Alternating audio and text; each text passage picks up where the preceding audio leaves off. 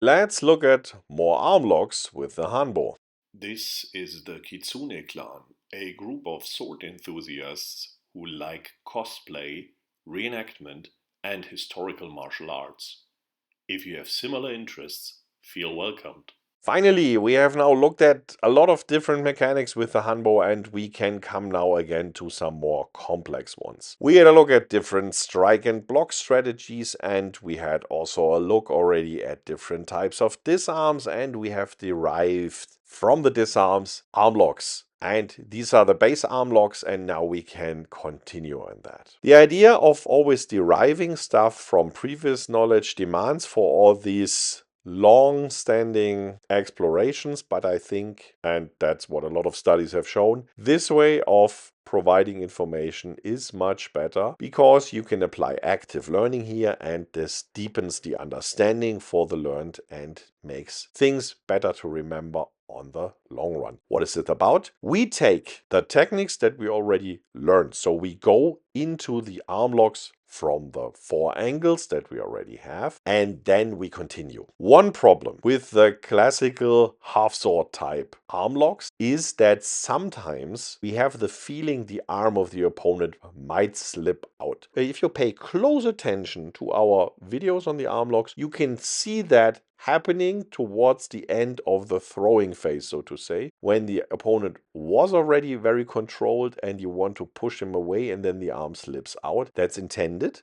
but maybe you want to continue to have control over the opponent. And the easiest way of doing so is the following. When we perform our technique, for example against angle 1, our left arm is close to the arm of the opponent, locking it against the Hanbo. I will now let go with my right hand, grasp over the arm of the opponent and make a cross lock at the free end of the Hanbo, squeezing the arm in addition to the arm lock. That's a way of securing the opponent from not slipping out. From here, I can continue now. I let go with my left hand from the Hanbo. By this, the arm of the opponent basically drops into my left hand and I can push downward. This is a technique that is very, very classical for Hanbo-JiTsu. This is a variant of the so-called Tsuke-iri technique, usually one of the first 2 techniques that are taught with the Hanbo. Here we find it derived from a derived motion. Why is it usually taught? Because the technique itself is very simple, because we use the stick against the body of the opponent and then press it against the arm. We could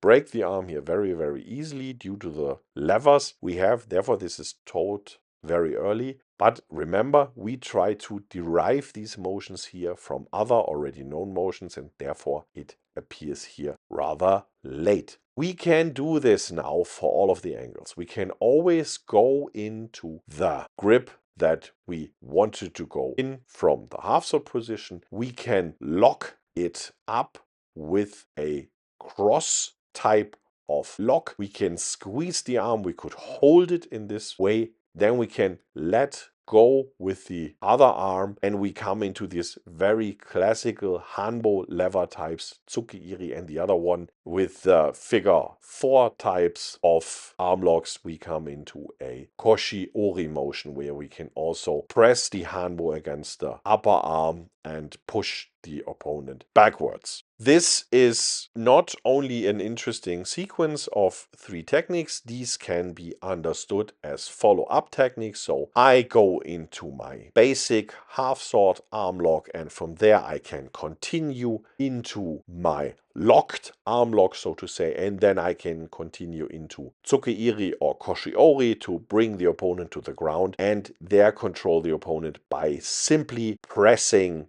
the Hanbo onto the arm. I can of course also use these other techniques in other instances, and that's something that we have to properly distinguish here. We always look at the 4 angles. We use the force to redirect the attack, continue into one of these more complex motions, and then find different types of techniques. That does not mean that these are immediate applications, and we will look more on this aspect. Where can I apply things? And we can already already foresee. We have looked, for example, at wrist escapes and stick escapes. And if you think, for example, at the wrist escapes, it would be easy to apply one of the tsuki-iri or koshi-ori type movements after a wrist escape. And we will show these applications later on. First, we want to set up our frame of knowledge of techniques, and this we do here by this exploration, finding new movements based on already known movements, and then we can further explore, okay, where can I always apply these techniques? This is an unusual way of looking at a martial art, but I still think,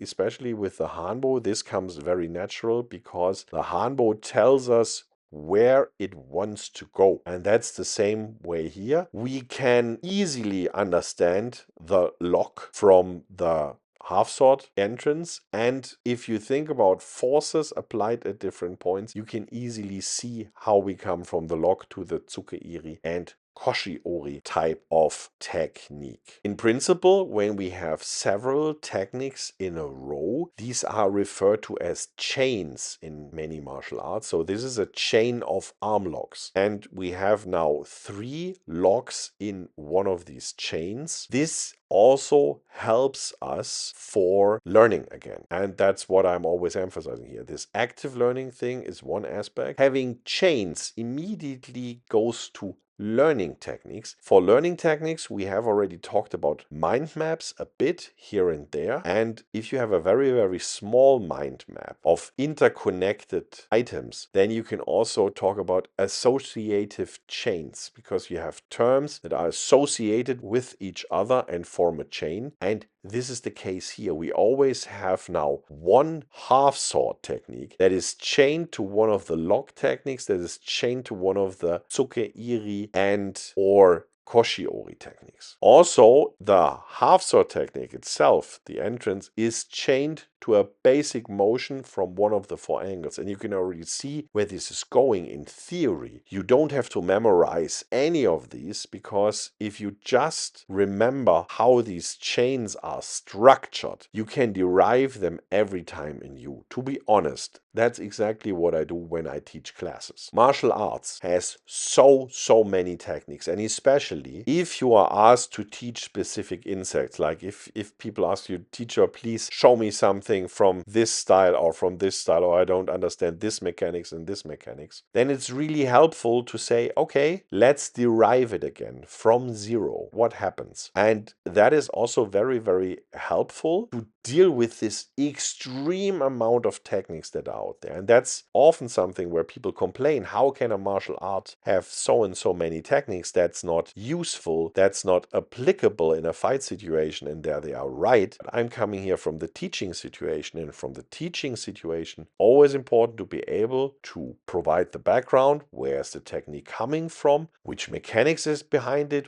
Ideally also, which history is behind it? And then we can look further about, is this technique applicable in this situation and in this situation? This is my way of thinking of martial arts, and therefore I'm sometimes also talking about martial science, because an art is something that is difficult to explain, and I think that's also a reason why a lot of martial art teachers will talk about that you have to feel the martial art. I also say that because of the biomechanics and your mechanoreceptors that they are involved in that, but I also see that there needs to be logic in martial arts, and that only happens if you approach it in the way we are doing it here. We will have more arm locks. There, with the stick, and especially with the Hanbo, there are so many arm locks possible. You can tie up your opponent in so many different ways. This now just shows us a bit, okay, we can apparently derive locks from other locks. And that also means, hey, this lock is about to slip. I have to change something. And we have a solution now for this specific challenge. With this, I hope we could inspire you, and I hope to see you around next time.